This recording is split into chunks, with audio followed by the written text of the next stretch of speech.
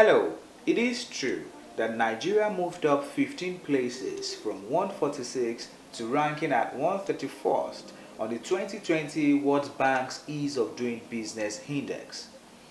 We wanted to hear from a business owner's perspective, so we visited Moses Adetola, an IT entrepreneur, to discuss the ways digitalization has improved business processes and how SMEs can leverage digital technologies for growth.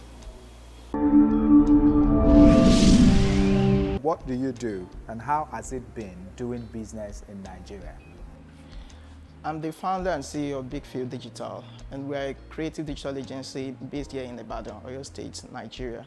We provide software engineering and digital marketing solutions to SMEs and large companies in Nigeria and outside Nigeria. So doing business in Nigeria for me has been both rewarding and challenging. We've been running for about 5 years. I think in my experience, there are various challenges that can reduce your chance of survival. At the top of it, I would say, is the epileptic power supply. We run between 5 to 7 hours on a daily here. We've been able to address this by using battery-powered devices such as laptops, tablets, and smartphones. Secondly, I would say data or internet service. I think this is one area that the government needs to really look into, because we have 4 ISPs here and none has been able to meet our needs. We're still looking for another at this point. Our business is based online and we have to be connected to high-speed internet, which unfortunately has not been easy for us to put in place. So thirdly, the policy that's being pushed by the government have also affected small businesses. In our own case, it is the CBN policies around foreign exchange rates. We do a lot of transactions online on a daily basis, and having to pay a lot more is not too good for a small business like ours. And I think we've only been able to get around that using virtual cards, and their rates are usually close to par rate or even higher. And lastly, for us, I think I would mention financing. We've been bootstrapping for a long time, and personally, I don't really embrace the idea of starting a business with a loan. However, there are times that you really need to raise funds to help your runway. And I'd say that in Nigeria, this is not an easy process. They tend to favor the FCNG brands, the fast-moving goods companies. And for us, we are just an IT company, so they tend not to listen to us. And even when they want to consider you, they tell you rates like 25% to 30%. If you start a business on that sort of rate, or you borrow money on that sort of rate, there is no chance that you'll be able to have a good margin at the end of it. Nearly every aspect of our society today is experiencing digital transformation. What are some ways that digitalization has improved business processes? The number one is communication. I think the ease of communication using digital tools right now is awesome.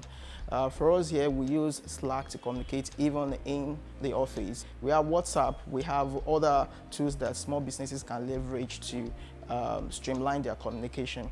And secondly, for me, is decision making. So the ease of looking at analytics, the data available to you, helps to make better decisions around every aspect of your business. You can learn a lot about your customers when you can see real data on what is happening. And I think thirdly is business continuity.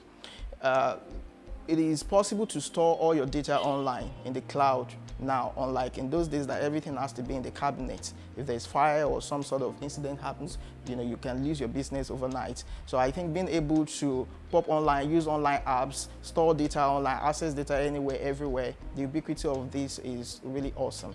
Fourthly is marketing. So marketing processes has changed over the years with digital tools. You can reach more people, you can have creative campaigns and also measure your efforts more effectively. And then efficiency. I think business processes must be efficient in order to stand the test of time. By saving time and money, you are essentially helping your business, giving your business a chance to grow. So using these tools can really make your process be more efficient and reduce errors. According to the World Bank's Future of Work in Africa report, our continent lags behind in the adoption of digital skills, and that is despite Google, Facebook, and others providing free training. What more do we need to do to encourage the adoption of digital skills in Africa? So Africa should be eternally grateful to companies like Google, Facebook, and the likes for their efforts over the years.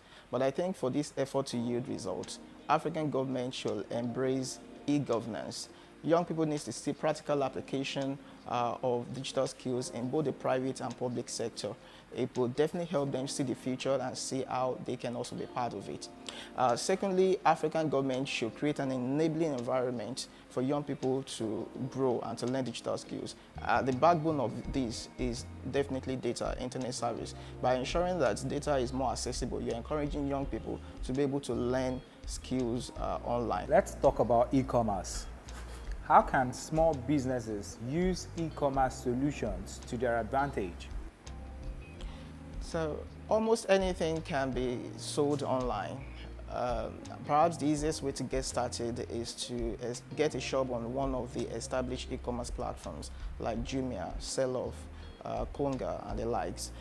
By doing so, you can easily direct traffic to your store page and as well as product pages. Also, you can leverage on the already marketing strategies and advertising budgets that these platforms have to expose your product. Beyond that, you will be able to have wider reach by going online, by selling online. You can sell to potential customers beyond your immediate environment. You can also save money because you probably won't need an office space to get started with. It is far easier to get more people to visit your online store than to come to your physical store. And then you can leverage on metrics. So with an online store, you can have metrics such as how many people are visiting my website, how many, where are they coming from, basically you can look at the demographics, look at the age, the income level, look at different aspects of demographics, and that should definitely help you shape your marketing to increase sales. There are over 100 metrics that you can look at when it comes to digital marketing for your online store. That is not the case with traditional media. If you put a billboard somewhere, you can hardly track how many people are seeing it or see the effectiveness. But with online tools, you can easily track that. Finally, you can leverage social media. Everyone is on social media these days, and you can leverage the billions of people there to see your online store. Obviously, you're not going to reach everyone, but with your network and people that are connected to you, you can definitely promote your businesses online. Given your experience, do you have any words for young entrepreneurs just starting out? Yeah, I think young entrepreneurs should be resilient. They should understand that it takes time to build anything worthwhile. Don't start a business and 1 or 2 years into it, you give up. I think you should give yourself a chance. Most small businesses do not survive until at least 3 to 5 years. So be resilient. And secondly, stay focused.